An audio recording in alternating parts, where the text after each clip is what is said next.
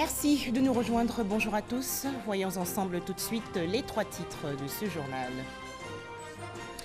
Bientôt la fin de la pénurie de gaz butane en Côte d'Ivoire. Les travaux de construction d'une nouvelle sphère de stockage de gaz butane au sein de la Gestossi, société de gestion des stocks pétroliers, ont été lancés récemment. Cet ouvrage, estimé à 4 milliards de francs CFA, sera livré en février 2021.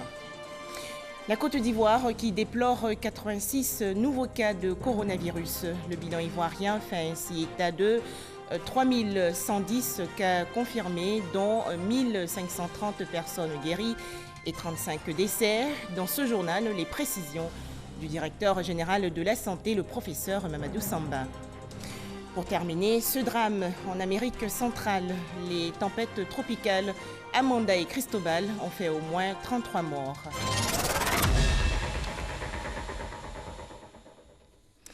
En Côte d'Ivoire, 3 textes de loi adoptés récemment à l'unanimité par les députés membres de la Commission des affaires économiques et financières. Ces projets de loi sont relatifs à la gouvernance des sociétés du portefeuille de l'État. Ils ont été présentés par le ministre auprès du Premier ministre chargé du budget et du portefeuille de l'État, Moussa Sanogo. Les explications de Lanciné Bakayoko. Ces 3 projets de loi adoptés par la Commission des affaires économiques et financières définissent le fonctionnement et la gouvernance des entreprises publiques en Côte d'Ivoire. Le premier projet de loi porte organisation des sociétés d'État. Le deuxième fixe les règles générales relatives aux établissements publics nationaux. Et le troisième est lié aux sociétés à participation financière publique. Ces différents projets de loi organisent mieux la qualité de la gouvernance, les méthodologies de travail, la reddition des comptes. Je crois que ce sont toutes ces questions qui sont abordées dans ces projets de loi qui ont été adoptés à notre grande satisfaction à l'unanimité des députés. Ces réformes s'inscrivent surtout dans la nouvelle stratégie de gestion du portefeuille de l'État. Stratégie qui se traduit par la mise en place des modèles de gestion active, l'adoption de nouveaux mécanismes de pilotage ainsi qu'une gouvernance inspirée des meilleures pratiques internationales. Nous avons un cadre de gestion, un cadre de surveillance des sociétés, un cadre de reporting trimestriel qui nous permet d'anticiper les difficultés pour faire en sorte que les choses aillent au mieux. La crise à la Banque de l'Habitat en Côte d'Ivoire BHCI, société à participation publique, a également cristallisé les débats. Le gouvernement a décidé d'un commun accord avec le repreneur d'annuler l'opération de cession de ses parts et de reprendre en main le contrôle de la banque. L'État a repris la main et il travaille à ce que la banque ait suffisamment de ressources pour régler au quotidien, en tout cas, les demandes de liquidité. Des mots qui vont certainement donner un peu plus de morale aux clients de la BHCI qui, depuis près de 10 mois, n'ont plus accès à leur propre compte bancaire. Cet ouvrage va contenir jusqu'à 2000 tonnes de gaz butane, augmentant ainsi les capacités actuelles de la Gestossi, société de gestion des stocks pétroliers de Côte d'Ivoire. Les travaux d'une sphère de stockage de gaz butane ont été lancés récemment par le ministre du Pétrole et de l'Énergie, Abdourahmane Cissé. Cette nouvelle sphère de stockage sera livrée en février 2021. Les détails, Mahama Traoré. Terminal pétrolier d'Abidjan-Vridi en zone portuaire, site de la Société de gestion des stocks pétroliers de Côte d'Ivoire, Gestossi. Le ministre Abdourahmane Cissé est venu ce mardi lancer les travaux de construction de la nouvelle sphère de stockage de gaz butane. Pour la circonstance, il est déguisé en soudeur. Nous l'évaluons aujourd'hui, la croissance de la consommation environ 10% par an. Pour soutenir cette croissance, il est important d'avoir des capacités de stockage. Parce que les bateaux viennent décharger le butane en Côte d'Ivoire. Il est bon que les bateaux puissent les décharger dans des cuves pour justement pouvoir avoir des capacités de stockage. La construction de cette sphère de stockage dénommée A22 intervient après celle de la A21 réalisée en 2013 par l'actuel staff managérial de la Gestossi. L'ouvrage va coûter 4 milliards de francs CFA et sera livré en février 2021. À la création des Gestossi en 1983, de l'activité des Gestossi, nos capacités de stockage en gaz butane étaient de 2000 tonnes, réparties en 2 sphères de 1000 tonnes chaque. Aujourd'hui, avec la construction de la nouvelle sphère qu'on appelle la A22, de 2000 tonnes, nos capacités de stockage en gaz butane passeront de 4 000 tonnes à 6 000 tonnes à partir de février 2021. Sur la période, par exemple, 2017-2019, si vous prenez la bouteille de gaz communément appelée la B6, donc la toute petite, elle est subventionnée à plus de 55% par l'État de Côte d'Ivoire. Tout cela font partie des mesures qui ont été prises par le gouvernement, par le président de la République, pour justement favoriser l'utilisation et la consommation du gaz butane. Sur la période 2012-2019, les capacités nationales de stockage sont passées de 9 800 tonnes à 20 000 tonnes, des capacités que le gouvernement entend renforcer avec la construction de nouvelles sphères, ce en prévision d'une demande croissante qui pourrait atteindre les 900 000 tonnes en 2030 contre 380 000 tonnes en 2019. Plus de 6 500 000 cas confirmés dans le monde, le coronavirus poursuit sa course meurtrière.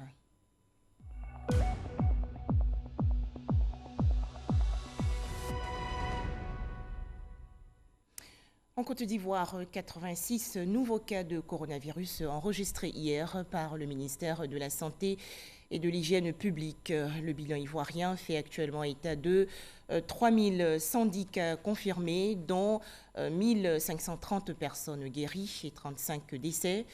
Tout de suite, les explications détaillées du directeur général de la Santé, le professeur Mamadou Samba.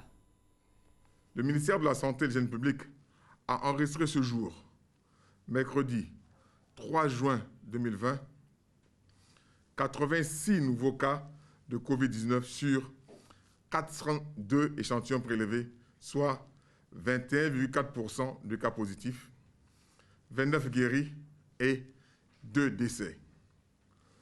Nous notons ce jour 2 décès dans des établissements sanitaires privés. Il s'agit d'une patiente de 64 ans, cardiopathe et hypertendue, décédée le 31 mai, et d'un patient de 60 ans, obèse et cardiopathe, décédé ce jour. Le ministre de la Santé et de l'Hygiène publique présente ses condoléances aux familles éplorées. À la date du 3 juin 2020, la Côte d'Ivoire compte donc 3110 cas confirmés, dont 1530 personnes guéries, 35 décès et 1545 cas actifs. Le nombre total d'échantillons est de 28 520. Le ministre de la Santé et de l'Hygiène publique insiste sur le fait que la pandémie n'est pas terminée. Il rappelle aux populations que le virus est là, dans notre pays, et que nous devons rester prudents et intégrer les mesures barrières dans notre quotidien. Le ministre de la Santé et de l'Hygiène publique en appelle à la responsabilité au civisme de tous afin de rompre la chaîne de transmission du virus en Côte d'Ivoire. Dès l'apparition de signes tels que la toux, la fièvre et la difficulté respiratoire, n'hésitez pas à vous rendre dans un des centres d'accueil et de dépistage Covid-19 ou appeler les numéros gratuits suivants 101, le 119, le 125 et le 143. Le ministre de la Santé et de l'Hygiène publique remercie et félicite tous les acteurs du système de santé pour leur engagement et leur dévouement dans la lutte contre la pandémie. Voilà, 86 nouveaux cas confirmés de coronavirus enregistrés hier en Côte d'Ivoire. Qu'en est-il dans les autres pays ouest-africains? Voyons ensemble ces chiffres. 8 548 cas confirmés, dont 38 décès au Ghana. 3 932 cas confirmés, dont 45 décès au Sénégal. Et le Togo avec 452 cas confirmés, dont 13 décès. Le continent africain dénombre 163 281 cas confirmés de coronavirus, dont 4 612 décès. Enfin, dans le monde entier, à noter environ 6 530 067 cas confirmés de coronavirus, dont au moins 386 392 décès, selon les chiffres publiés par l'Organisation mondiale de la santé, l'OMS. En Côte d'Ivoire, 2 nouveaux centres d'accueil de dépistage et de la maladie coronavirus inaugurés hier. Le premier dans la commune d'Adjamé et le second plus loin dans la commune de Port-Bouët. Cérémonie d'ouverture en présence du ministre de la Santé et de l'Hygiène publique, le docteur Eugène Aka Awele. Le point avec Patricia Etia. Bâti sur une superficie de 300 mètres carrés, le centre d'accueil et de dépistage de la commune d'Adjamé a ouvert officiellement ses portes. Ce centre de dépistage a pour rôle d'accueillir et dépister des personnes volontaires. Quand le patient y vient, lorsqu'il est en bonne santé, lorsque l'état général est bon, après le prélèvement, on lui rappelle encore les mesures barrières. Il rentre chez lui et 48 heures après, il a son résultat. Lorsqu'il n'est pas en bon état, et comme j'ai dit, il n'est pas à même de se tenir debout, on le garde en isolement. Et c'est seulement à ce moment-là qu'on fait appel aux ambulances pour qu'ils soient évacués vers les centres indiqués. Composé de plusieurs boxes, notamment des salles de consultation, des salles d'isolement, des salles de stockage et de prélèvement, ce site vient ainsi accroître et assurer une prise en charge rapide et efficace des cas dépistés positifs. Comme à Adjamé, Port-Bouët vient également d'accueillir son premier centre d'accueil et de dépistage. Pour les élus locaux, une sensibilisation des populations est nécessaire. Depuis le début, nous avons mis sur pied des équipes qui sillonnent le tout à Adjamé pour aller vers les populations, leur dire que cette maladie existe et qu'il faut respecter les mesures barrières. Nous, en tant qu'autorité municipale, il nous appartient bien entendu de faire une bonne sensibilisation de façon à ce que ce centre-là soit bien animé. Pour le ministre de la Santé et de l'Hygiène publique, ces 2 centres portent au nombre de 11 les centres d'accueil et de dépistage de la COVID-19 dans le district d'Abidjan. Aujourd'hui, chaque commune a non seulement un site de prélèvement, mais également, dans la plupart des cas également, un site de soins. Tenant compte de ce gros effort du gouvernement, je crois qu'il revient maintenant à la population de respecter les mesures barrières. Comme annoncé par le Premier ministre Amadou Gon Coulibaly, ce sont 45 centres de prélèvement et de dépistage qui sont prévus sur l'ensemble du territoire national dans le cadre du plan de riposte sanitaire du gouvernement contre la pandémie à coronavirus. Dans l'actualité également, à noter que l'Organisation mondiale de la santé, l'OMS, a annoncé hier la reprise des essais cliniques sur le médicament dérivé de la chloroquine.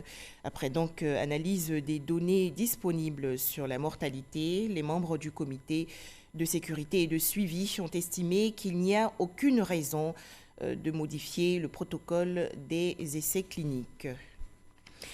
La Côte d'Ivoire a franchi le 2 juin dernier la barre des 3000 cas confirmés de coronavirus. Alors comment expliquer cette hausse de cas confirmés ces derniers jours?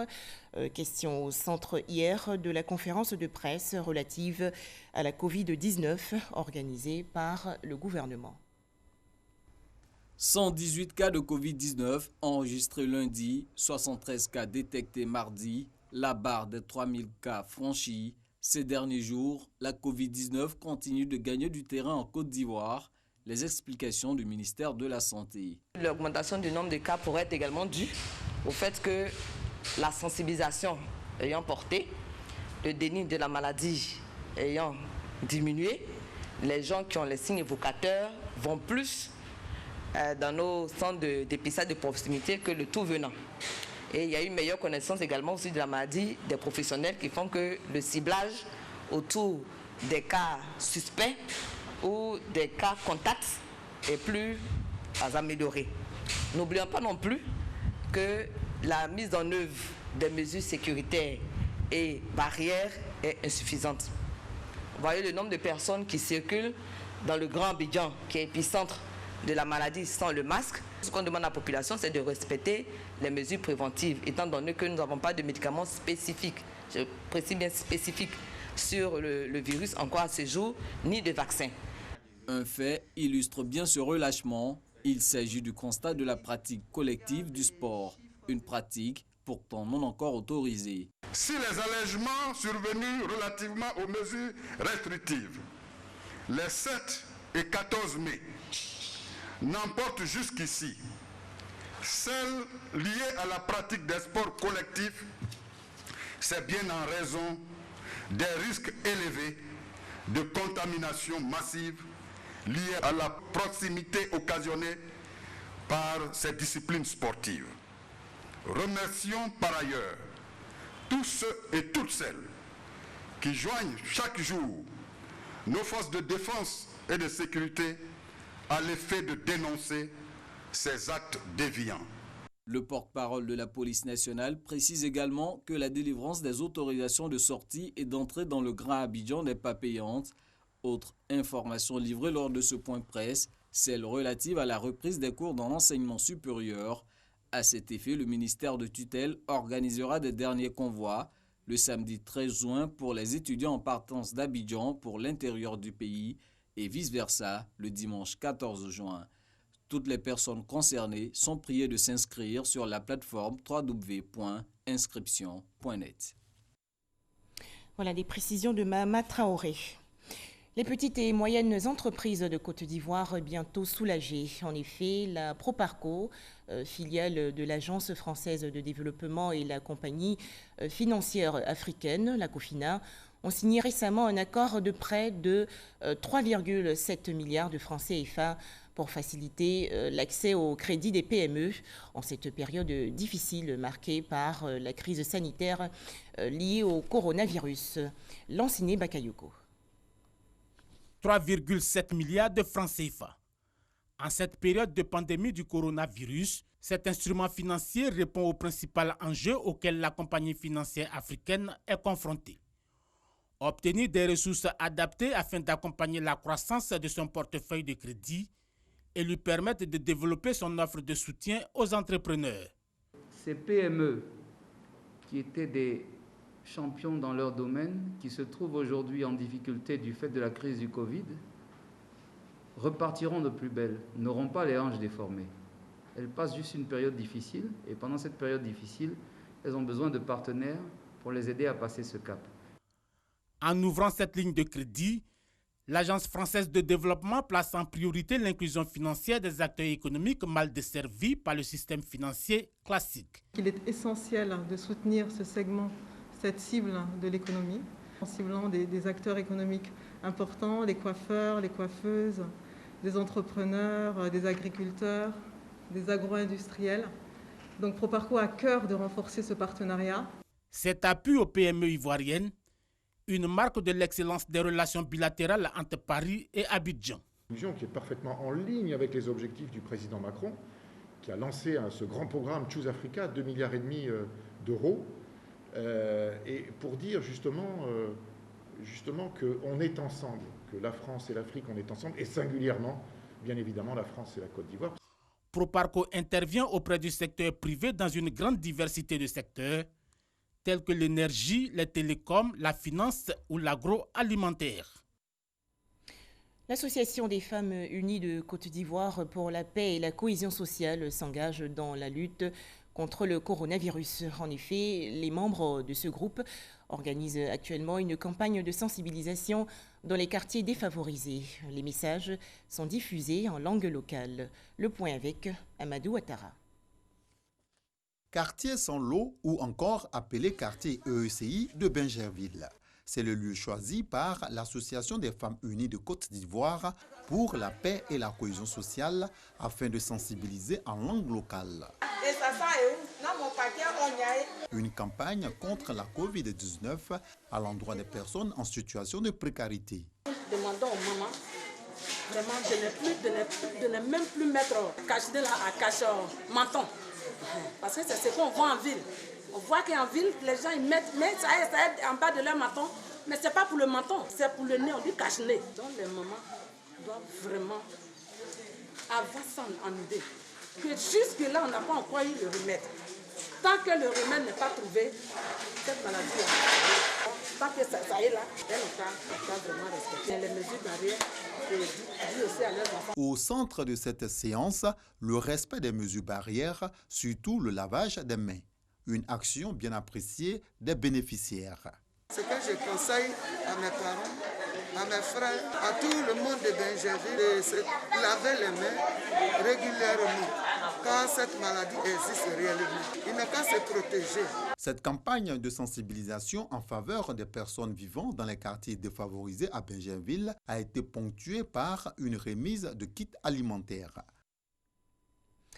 Comment fonctionnent les structures sous tutelle du ministère de l'Intégration africaine? Quelles difficultés rencontre-t-elle? Le ministre de l'Intégration africaine et des Ivoiriens de l'extérieur, Albert Flindé, était récemment à la direction des Ivoiriens de l'extérieur et à la direction générale de l'intégration africaine. Le ministre Albert Flindé a également visité la représentation de l'Union africaine et du Conseil de l'Entente. Le point avec Mamadou Kouassi. Le ministre Albert Flindé dans les locaux de la représentation de l'Union africaine à Abidjan. Une première rencontre depuis sa nomination au poste de ministre de l'intégration africaine. Avec la patronne des lieux, Joséphine Charlotte Mayumakala, il était question du renforcement des relations entre la Côte d'Ivoire et l'institution panafricaine. L'Union africaine est une institution importante dans le cadre de l'organisation des élections et que cette année est une année électorale. Madame nous a fait part de ces attentes qui sont des attentes qui ont été exprimées jusqu'à présent. Nous l'avons aussi rassurée à la suite de ce que non seulement les plus hautes autorités de ce pays ont fait jusqu'à présent, mais aussi l'institution qui organise les élections a fait et est en train de faire en liaison avec toutes ces structures. Avant cette étape, le nouveau ministre de l'intégration africaine a visité le Conseil de l'Entente ainsi que les structures sous tutelle. C'est le cas de la Direction générale de l'intégration africaine et de la direction administrative et financière de son ministère. Dans toutes ces administrations visitées, le ministre Albert Flindé a invité les agents à l'abnégation et au professionnalisme. En retour, ils ont pris l'engagement de s'investir davantage pour faire de la Côte d'Ivoire un acteur essentiel de l'intégration africaine. Dans l'actualité nationale également, cet atelier interactif autour de l'opérationnalisation des cellules genre des ministères techniques et des institutions. Objectif, rendre fonctionnelles ces cellules longtemps restées inactives et vulgariser la question du genre dans les différents plans de développement des ministères et institutions ivoiriens. À cette occasion, la directrice de la promotion du genre et de l'équité a exhorté les cellules genre des ministères à être des relais afin de vulgariser la question du genre dans les différents plans de développement de leur institution. Selon elle, cet atelier est une opportunité de réfléchir sur les voies et moyens à mettre en place pour véritablement rendre opérationnelles les cellules genre. La Côte d'Ivoire a fait un grand bond. J'ai donné l'exemple de l'école qui n'était pas prévue pour les filles il y a de cela plus de 60 ans avant l'indépendance. Et aujourd'hui, l'État de Côte d'Ivoire a pris une loi pour dire l'école obligatoire. Nos filles, nos petits garçons vont tous à l'école. C'est une avancée parce qu'aujourd'hui, on peut vous poursuivre si votre fille ne va pas à l'école. La question du viol aussi a été définie par la loi. Avant, on n'avait pas défini, ça veut dire que c'était flou. Aujourd'hui, une loi existe. Si vous violez un enfant, ça peut vous conduire en prison. L'autre chose, c'est le mariage forcé qui est complètement... Donc, il y a des avancées en Côte d'Ivoire. 2 jours de réflexion avec une vingtaine de participants. L'objectif général est de communiquer autour de l'opérationnalisation des cellules genre sectorielles des ministères techniques de Côte d'Ivoire. Si au niveau de chaque ministère, nous avons des cellules, n'est-ce pas, qui font la relève, n'est-ce pas, du ministère de la femme, cela pourra permettre de vulgariser, d'intégrer le genre dans tous nos plans, programmes et projets de développement. C'est en 2008 que 14 cellules genre ont vu le jour dans les ministères techniques et les institutions de Côte d'Ivoire. La Côte d'Ivoire occupe la 43e place en matière de questions du genre en Afrique. Toujours en Côte d'Ivoire, 30 jeunes potentiels candidats aux prochaines élections législatives ont participé il y a quelques jours à une session de formation. C'est une initiative du FOSCAO, Forum de la société civile de l'Afrique de l'Ouest. Les explications de Abou Sanogo. 30 jeunes potentiels candidats aux législatives de 2020, venant des différentes régions et des différents districts du pays, renforcent leurs capacités. Une formation initiée par le FOSCAO le forum de la société civile de l'Afrique de l'Ouest, et qui vise à former ces jeunes sur la stratégie de campagne de sorte à les rendre plus aptes à briguer et remporter le mandat électif. Les débats au niveau de l'Assemblée nationale, par exemple, on n'a pas de jeunes. Alors que les jeunes constituent 77% de la population ivoirienne. Donc nous devons faire en sorte que les jeunes puissent être aussi représentés au niveau de l'Assemblée nationale pour aussi faire entendre la voix de la jeunesse. Plusieurs notions seront abordées à cette session de 4 jours, notamment en matière de sociologie politique, communication et marketing politique, processus électoral, mobilisation de ressources et leadership politique. Cet atelier vient à point nommé parce que cet atelier permettra à la jeunesse de pouvoir être véritablement représentatif sur le terrain.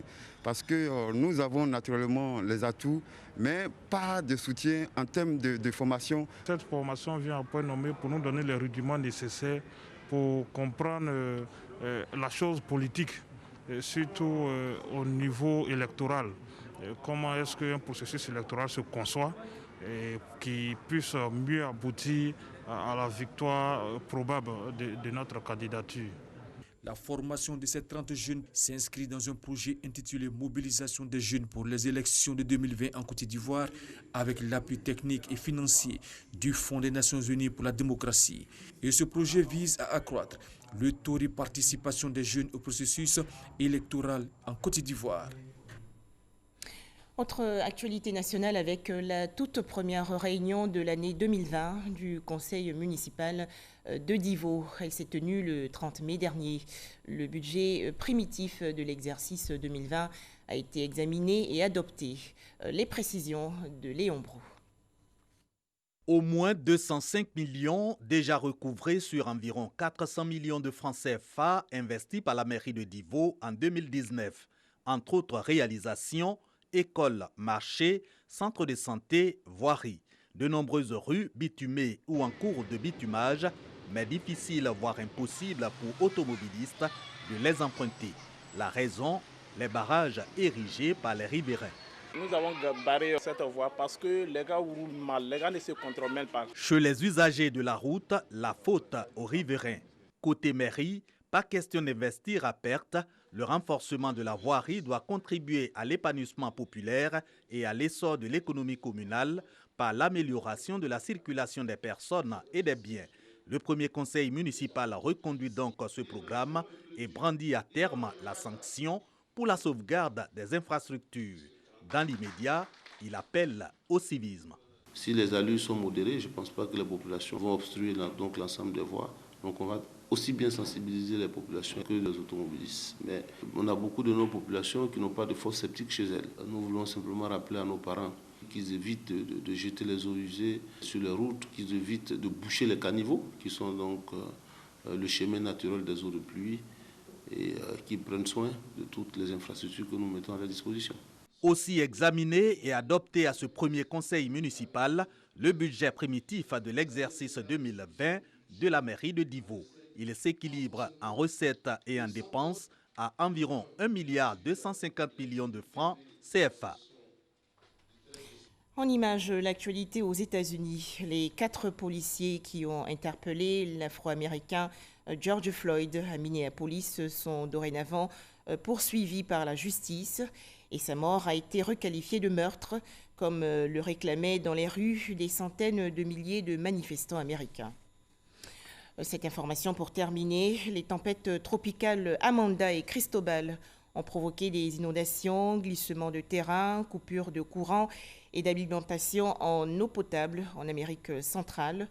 Bilan, au moins 33 personnes tuées. Voilà d'autres informations sur notre site rti.ci. Merci de nous avoir suivis.